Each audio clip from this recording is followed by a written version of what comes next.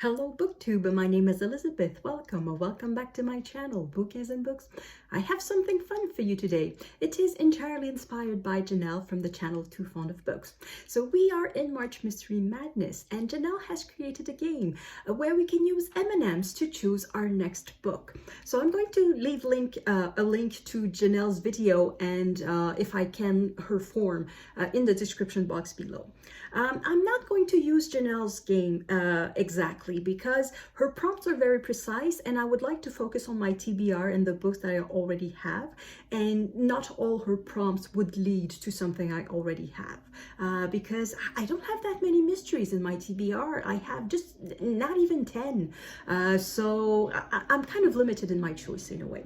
So I decided to create my own game. So the idea is rather simple. You create yourself a grid for different categories and you associate an M&M color to each category and you pick two, and then you have to pick a book that fits both criteria. So as you can see, mine is very sophisticated, very Instagram style. It's very pretty and I've put a lot of time on it, right? You can see all my talent in drawing straight lines. So anyway, the categories that I chose that reflect more what I have and what I would want to read this month. So the first one is, so vertically, the column, so the horizontal axis will determine which type of book, the content. So historical mystery, contemporary mystery. Set in Europe, because about half of the books that I have are set in Europe, and by contrast, not set in Europe. And then part of a series, and then standalone, so not part of a series.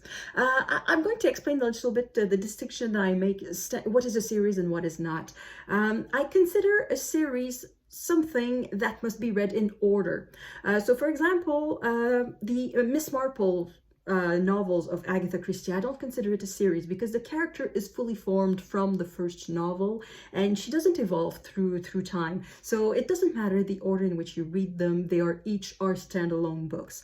However, a series like the Inspector Gamache series, the character does change. Well, not the character himself, but his situation does change, and there is some sort of overarching story from one book to another about cleaning up the Sûreté du Québec, and about drug addiction of a colleague, about a bunch of things. So there is a longer term thing. So that would be a series. And on the vertical axis, I put the source of the book. So where will I pick it? Will it be a book that I own, so my physical TBR? Will I take it from Scribd? Could be a reread, because sometimes I like to reread mysteries. I tend to forget who did it, so I can reread it. And this one is free pick, so any source doesn't matter. And then at first I thought of adding the library and Project Gutenberg, but I figured I want to focus on the books that I have. So that means the TBR, but also Scribd, because I'm paying for that, so I want to use that. So that's why I simply decided to repeat the TBR and Scribd, so I have more chances of picking something like that. So here are the tools of the game. I already opened the bag, not so that I could eat something, but to reduce the noise, because this is very noisy in the video. It says sharing size. Do you think I'm going to share it? Unless there's a way to send M&Ms by YouTube, I'm not going to share it. It's all for me. But I'll try to make them last a month. And anyway, would you really know if I bought another bag? Anyway, first pick, first little M&M. I'm not looking. Yellow. So yellow, that means contemporary. It is the second column. And then where will I choose my book? I'm not looking. Brown. What is brown? Scribd. So a contemporary novel from Scribd. 1 minute, I'm going to look at what I have. I've browsed a little bit my account on Scribd. I had made a list of mysteries that I could want to read for March Mystery Madness. And I think I've set my choice on A Quiet Place by Seicho Matsumoto. Yeah, gosh. I know that name. Why do I have difficulty pronouncing it? Seicho Matsumoto. So he is a Japanese author of mysteries. It says here the original date is 2016, but that means that's the ebook that was created in 2016. Doesn't mean that the book was written at that time. So here is the summary a little bit. While on a business trip to Kobe, Tsuneo Asai received the news that his wife Aiko has died of a heart attack. Aiko had a heart condition, so the news of her death wasn't totally unexpected. But the circumstances of her demise left Tsuneo, a soft-spoken government bureaucrat, perplexed. How did it come about that his wife, who was shy and withdrawn and only left their house twice a week to go to haiku meetings, ended up dead in a small shop in a shady Tokyo neighborhood?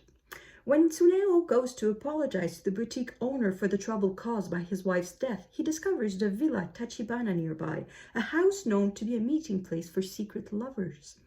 As he digs deeper into his wife's recent past, he must eventually conclude that she led a double life.